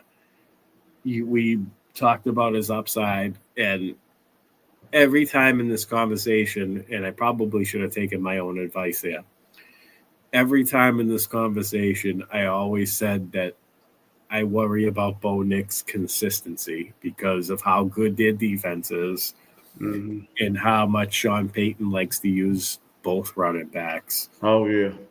And, I was taking Bo Nix when he floated and fell. And he was floating and falling in some drafts where you could get him in the 8th, 9th round. And that was, to me, I thought that was money. The people that were taking him in like the 7th round or the early 8th, I didn't like it. If you had a late 8th, early 9th round pick, that's kind of where I was targeting him. Great if you got him in the 10th. I feel ecstatic, but definitely an underwhelming week 1 performance for Bo Nix. Would he get us 11 points? Yeah. Yeah, in a 6-point TD league. That's pretty depressing. Oh, it was definitely bad. I mean, I can't wait till he plays this week and see what happens. But I was all in on him. Which I tell Joe this. I go after week 17 when we're in the NFFC. I go to team stats. I know a lot of people like average points per game, but I go and look how many fancy points did this guy score in 17 weeks? Because none of us really play 18 weeks. Now, I know they calculated after 18 weeks. So I go through every position and write them down. So I was looking at Bo Nix this year. He was 10th, and he only played better toward the end of the year last year. And he had like 368 NFFC points. And top 6 quarterback in the NFFC was 413 points from Jared Goff.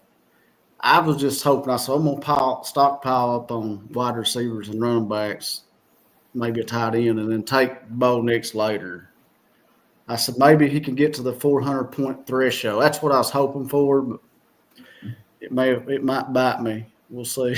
I hope it doesn't. I hope it doesn't, because I invested in him too in some big spots. So, well, like, and you go back and look. Well, I've only got one prime time, but I scored 147 with Bo Nix. DJ Moore didn't do nothing. Jonathan Taylor didn't get in the end zone. I mean, Drake London didn't get in the end zone.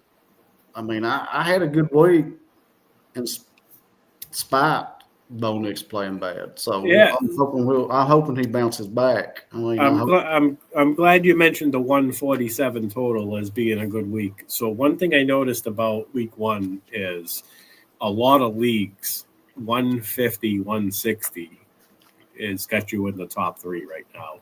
So even in first place, when you look at the overall standings, yeah, there's some guys that got 190s and 200s and 180s. But I feel like overall, it was a low scorer week based on, the lack of wide receiver 1 production from our wide receiver 1s. Some dud quarterback performances. Bo Nix comes to mind for sure.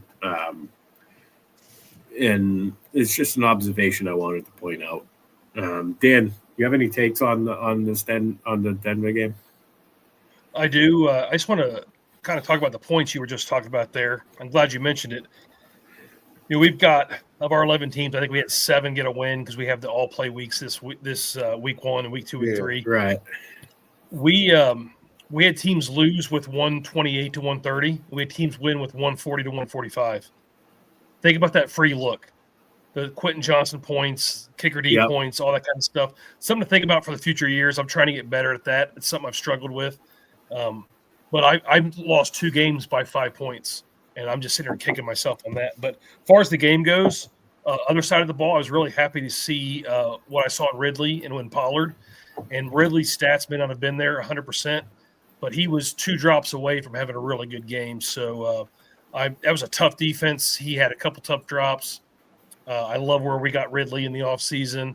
Pollard's going to be good for at least 3 more weeks.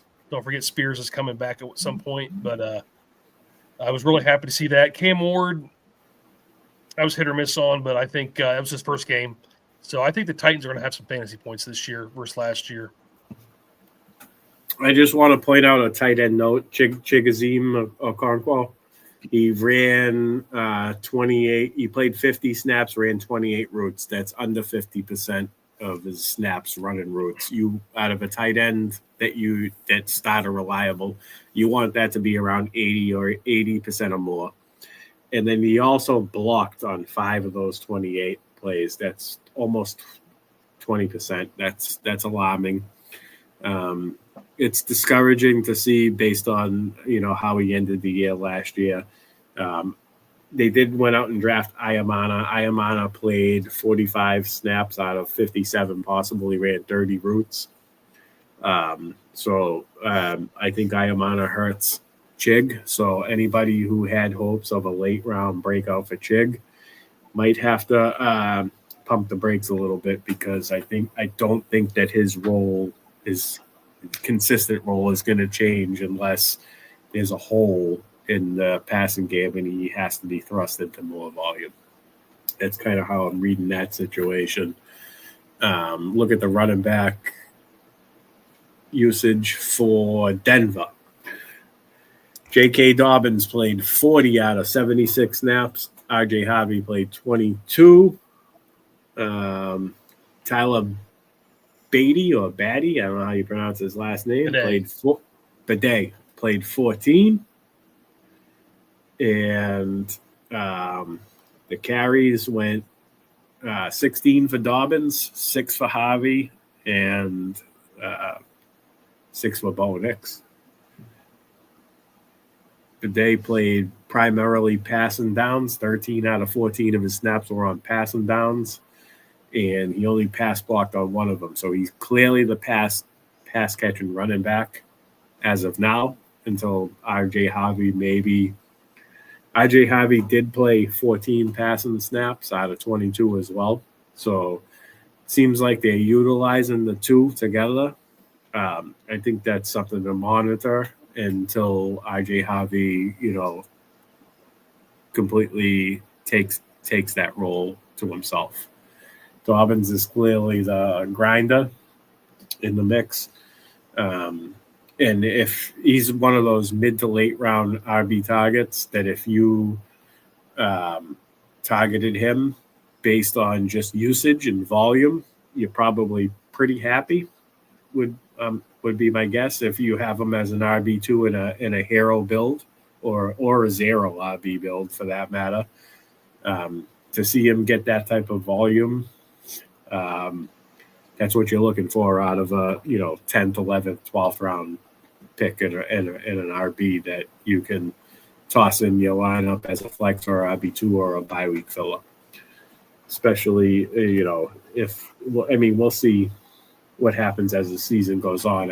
I feel like R.J. Harvey probably be more involved, but if you insulated your picks properly at RB in a hero build or a zero RB build, and you planned for the season to go on, and you knew you were going to use J.K. early, that was a great call by you, and enjoy the spoils.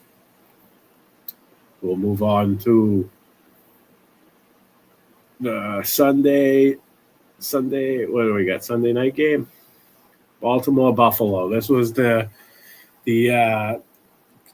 courtesy of the FF historian. Speaking of historians, Sal Lito noted. I don't know if you guys follow that handle. He just created a thing, FF historian. It's great.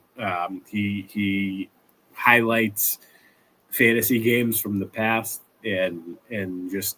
And as far as the current games goes, if something unique happens, like a 41-40 score, this was the first 41-40 score in NFL history. And one hell of a game. Go ahead. Final score, Galvin. This game was absolutely nuts. I can't believe Josh Allen pulled it off. Of course, these type of games, we've seen it with Peyton Manning and Tom Brady. It often comes down to which quarterback gets the ball at the end, and it's a time management thing. But Joe, you're the Buffalo Bills fan here, man. Give us a takeaway from this game. Keon Coleman, he definitely came. He showed up and played finally. He looked like.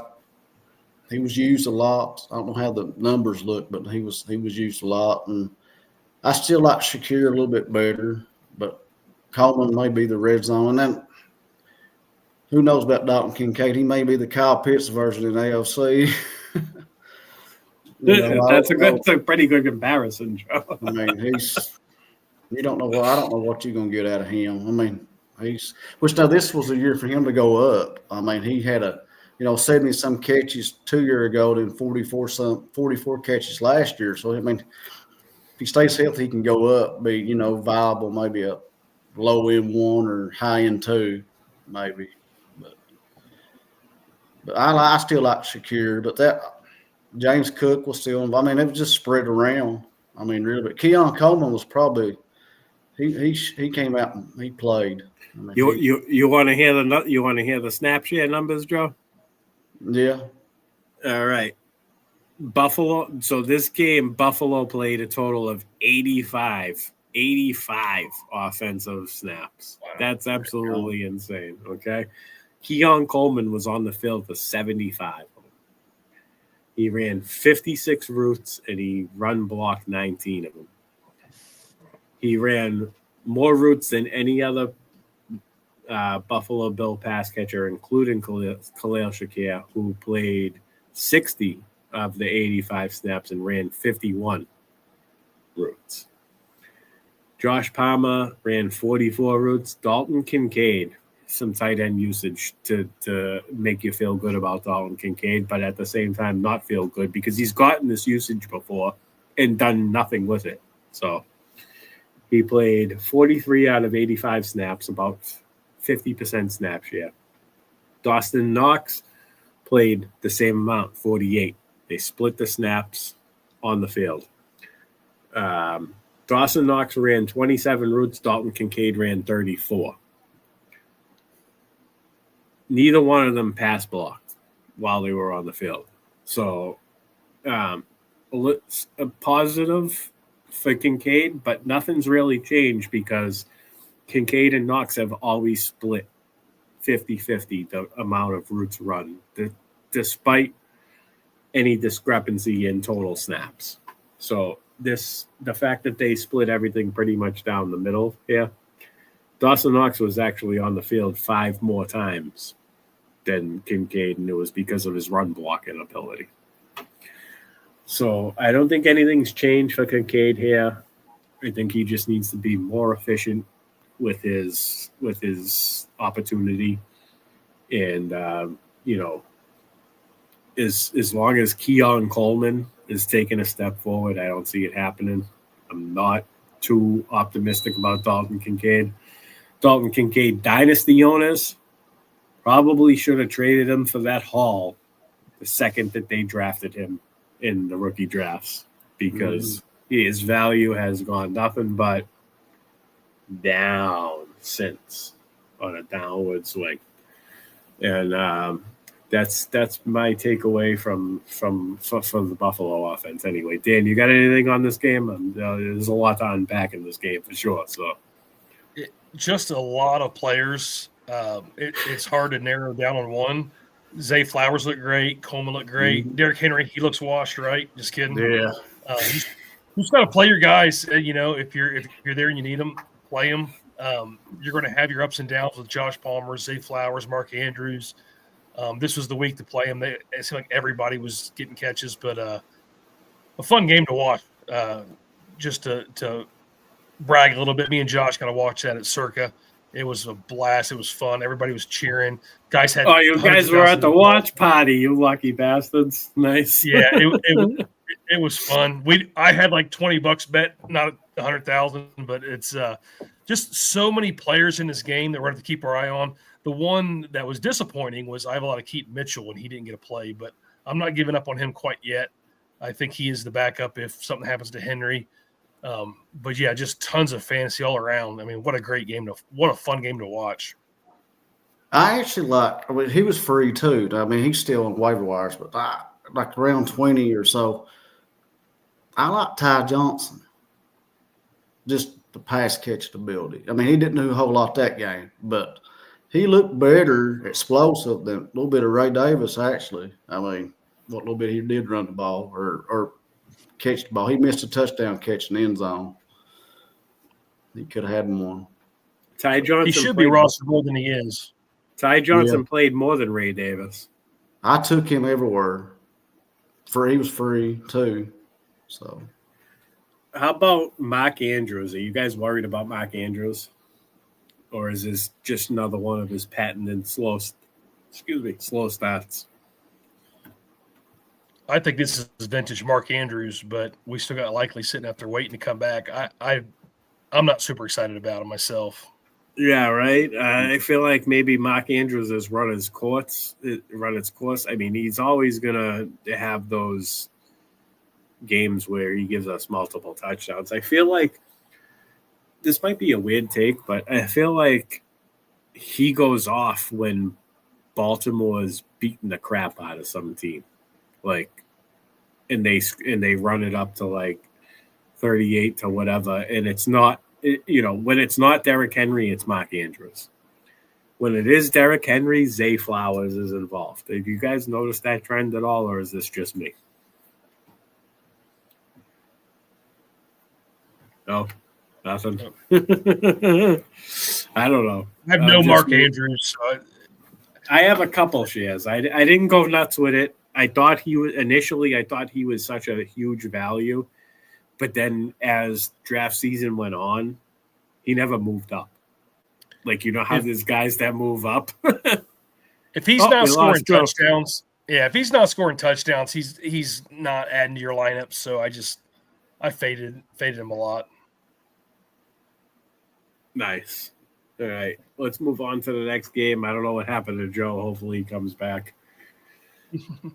I think he clicked the wrong button or something. It's bedtime. Yeah, Kentucky. It is. We only got a couple. One more game left, actually, the Monday night game. Oh no, was it Minnesota, Chicago? Dan, would you take away from this game? Yeah, I have a lot of J.J. McCarthy, sweating a little bit early, but I think he's the real deal. I think for fantasy, he's the real deal. He may not be winning every game, but his maneuverability and escapability was great. I liked what I saw there. I was hoping to see a little bit more T.J. Hawkinson. And then Chicago, I know Roschon was inactive, but Swift's the man there. Man, he looked good, both power and agility. I think Monangai, I don't know, you have it in front of you. I don't think he had, but maybe one carry. So I think he's what everybody was taking the sixth round. He's the perfect hero running back for your running back too. Yeah, Monangai played 9 snaps and didn't have a carry. He played on 7. Wow. Yeah, he played on 7 passing downs, and he pass blocked twice, so he ran 5 passing routes. DeAndre Swift played 54 out of a possible 67 snaps. He ran the ball 17 times. He pass blocked 6 out of 31 passing plays. So he is out there running routes. He's releasing. That's a good sign. DJ Moore played 56 snaps, and it was the most. No, Odunze played 63. Dunze ran 44 routes. DJ Moore ran 41 routes. The next person down was let me see. Colson Loveland, I believe. So let's note, I do want to go over the tight end usage here. Cole Kmet played 31 of 60. No, he played 60 snaps. He played 31 passing plays. He pass blocked on 9 of them. So that's 1/3 of passing plays he's blocking. That's a good sign for Colson Loveland, as Colson Loveland only blocked on 2 out of his 23 passing plays. So I do think that Colson Loveland has the upper edge here as far as a pass catching tight end on the team goes. All those Cole Kmet truthers, I don't know what you were thinking, because he was always a better blocker than a receiver. He can get the job done when he has to. But as long as he's in this offense with Colson Loveland present, I don't see him being utilized. Luther Burden played 18 total snaps, not a lot, 10 passing plays. And I don't know if he had any targets. Let me check the targets real quick. Luther Burden had 1 target, 1 catch for -3 yards. So Luther Burden was not utilized. DeAndre Swift, Odunze led the team with 8 targets. DJ Moore had 5. DeAndre Swift had 5s. Olamide Zaccheaus, 6 targets, 4 receptions for 42 yards. Let's go back to the usage. Let's see how much. So he played 30 out of. So he played a little less than 50% snap share, but he ran a route every time he was out on the field. So he might be the wide receiver 3 over Luther Burden at this point. Worth noting. I do think Burden gains a role as the season goes on, though. I've always liked Zacchaeus and the roles he's been in. They paid him in the offseason. I think it's going to take a while for Burden to pass him myself. Looking at the Minnesota running back touches, Jordan Mason played 30 snaps. Aaron Jones played 28. So they both had they're splitting the snaps right down the middle, 56 total offensive plays. Jordan Mason had 16 carries to Aaron Jones's 8. Aaron Jones played 16 passing downs to Mason's 8. So Jones is clearly the pass down back, and Jordan Mason is the grinder at this point. I've been saying it all off season. I do think Jordan Mason is there to keep Aaron Jones fresh.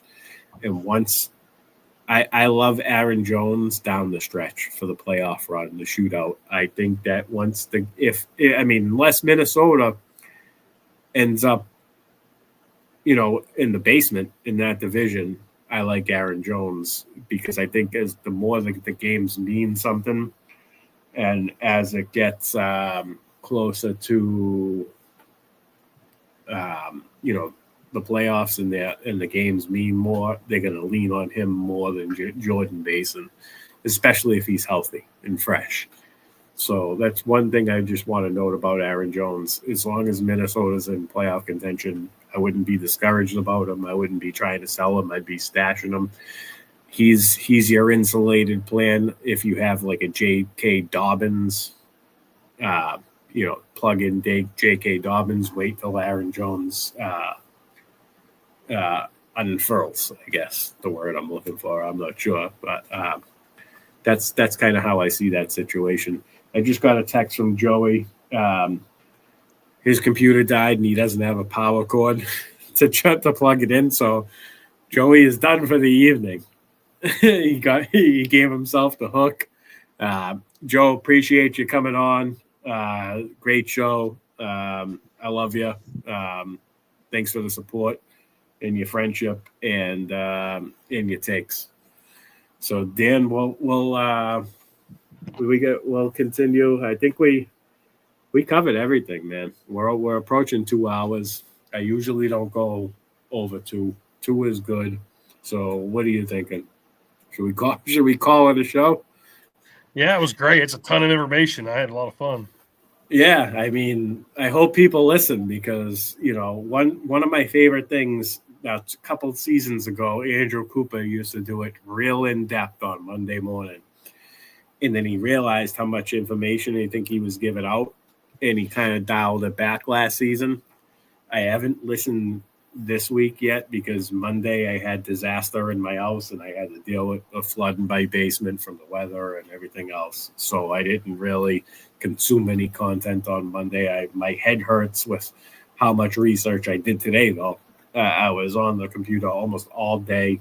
I probably should have did some posts, but I didn't. So, it is what it is. Some usage posts, some volume, just trends. I studied the games as far as the analytics and the numbers go all day today. So I hope we brought you some good information that can help you all get prepared for week 2. Dan, it was a pleasure getting to learn a little bit more about you and your fantasy story. I'm glad that we met. I'm glad you guys came up to me at the expo. It was a great conversation. And I wish you nothing but the best throughout the fantasy season, my friend. And we will get you and Josh on for sure in a future week. Appreciate it. I'm going to leave you with one thought. What's that? 1 out of 17 guys just had their best game of the year, and 1 out of 17 guys just had their worst game of the year. So don't panic. That is a good point. I like that. That's my mathematical brain. Don't overreact to week 1. There's things you want to pay attention to, but don't overreact. I like that. I like that sentiment. No, that was great. Thanks, Jeff. Oh, Dan, I know you're not that much of a social media or a content guy, but you want to tell the people where they can find you? yeah, I'm on Twitter, X, whatever you call it, at DanJewett83. I don't post a whole lot, but follow me. I'll follow you back. I'll talk to you. I have a lot of fun on there. That's it. That's it. Good stuff, Dan. I just want to appreciate, shout out to chat. Appreciate everybody that tuned in. Lot of info in this one tonight. Such a great show. Joey just texted me, great show. So Joe agrees. Great show, Dan. Josh, if you're listening, hope you have a better week, I guess. And we love you. I don't know what else to say. Think positive thoughts, my friend. And I think we're going to get out of here, Dan. I got nothing else to say. I'm speechless at this point. A lot of info. Awesome. If you're listening on X, go over to YouTube, like and subscribe. We're trying to get to 1,000 subscribers. We're at like 760 right now. My daughter told me to mention that if we get to 1,000 subscribers, she will make me record a video of her doing some sort of a double cartwheel or something. I don't know. Some move that I know that she can't do yet, but she's confident in it, and it was expressing the sentiment. We got a lot of great content coming at you all season long. Check out, if you want injury report, check out Snap, Crackle, and Pop. They give you sleepers that you can start, studs that you want to bust, and a ton of great info on injuries and news. That aired at 7 o'clock tonight. You can check that out on our YouTube channel. That's pretty much it. Dan, thank you again. We're going to get out of here. Have a good night, everybody.